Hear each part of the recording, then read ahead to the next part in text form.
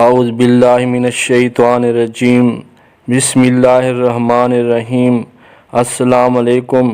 ہمارا آج کا موضوع ہے کہ ناپ تول میں کمی اور اشیاء میں ملاوٹ فساد فی الارض کا جرم ہے، جس کی سزا قتل اور سولی اور اللہ اور رسول سے جنگ ہے۔ مزید گفتگو سے پہلے ہمارے یوٹیوب چینل کو سبسکرائب کر دیں، بیل آئیکن پر کلک کر دیں تاکہ قرآن سے نئی تحقیق آپ تک پہنچ سکے۔ شکریہ۔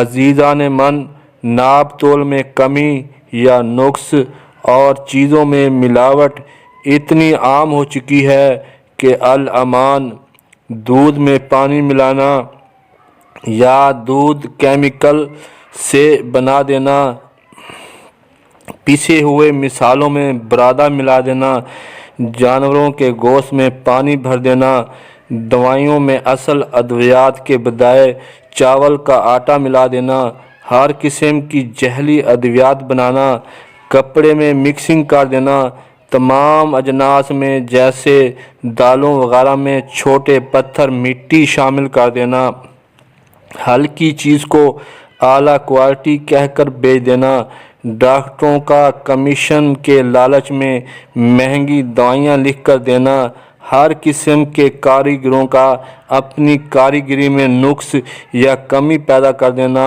تاکہ چیزیں جلد خراب ہو کر دوبارہ ان کے پاس آئیں۔ الغرض ہر بندہ اپنے پیشے میں نقص کمی کرتا ہے اور بے ایمانی کرتا ہے۔ انہی چیزوں کو اللہ تعالیٰ نے قرآن میں ناپ تول میں کمی اور ملاوٹ فرمایا ہے اور عذاب کی نوید سنائی ہے۔ سورۃ ہود میں فرمایا، اور مدین کی طرف ان کے ہم قوم شعیب نے کہا، اے میری قوم، اللہ کی عبادت کرو، اس کے سوا کوئی معبود نہیں، اور ناپ اور تول میں کمی نہ کرو، بے شک میں تمہیں آسودہ حال دیکھتا ہوں اور مجھے تم پر گھیر لینے والے دن کے عذاب کا ڈر ہے۔ عربی میں نقص کے معنی کم کر دینا، عیب دار کر دینا، چیز کو کم کر دینا۔ جب ہم اصل چیز میں جیسے 3 پاؤ دودھ میں 1 پاؤ پانی ملائیں گے تو چیز خود بخود کم اور ملاوٹ والی ہو گئی۔ جو دودھ 40 روپے کا تھا، ہم نے پانی ڈال کر 60 روپے میں فروخت کر دیا۔ اس طرح ہم سب پورے معاشرے، پورے ملک میں ایک دوسرے کو مختلف طریقوں سے اپنے پیشوں میں دھوکہ دے کر ناپ تول میں کمی ملاوٹ کر رہے ہیں۔ ظاہر ہے جب ہم سب ہر پیشے والا ایک دوسرے کو دھوکہ دے کر نقصان پہنچاتے ہیں، وہ مالی ہو یا اس سے جسمانی تکلیفوں میں مبتلا ہو جائیں، ہم سب ایک دوسرے کا اجتماعی نقصان اور تباہی کر رہے ہیں۔ اس لیے اللہ تعالیٰ نے ہم سب کو حکم دیا ہے کہ ناپ تول انصاف کے ساتھ کرو اور فساد نہ مچاؤ۔ سورۃ ہود میں فرمایا، اور اے میری قوم، ناپ تول انصاف کے ساتھ پورا کرو اور لوگوں کو ان کی چیزیں باخصا یعنی گھٹا کر یا ملاوٹ کر کے یا مہنگی کر کے نہ دو، اور زمین میں فساد نہ مچاتے پھرو۔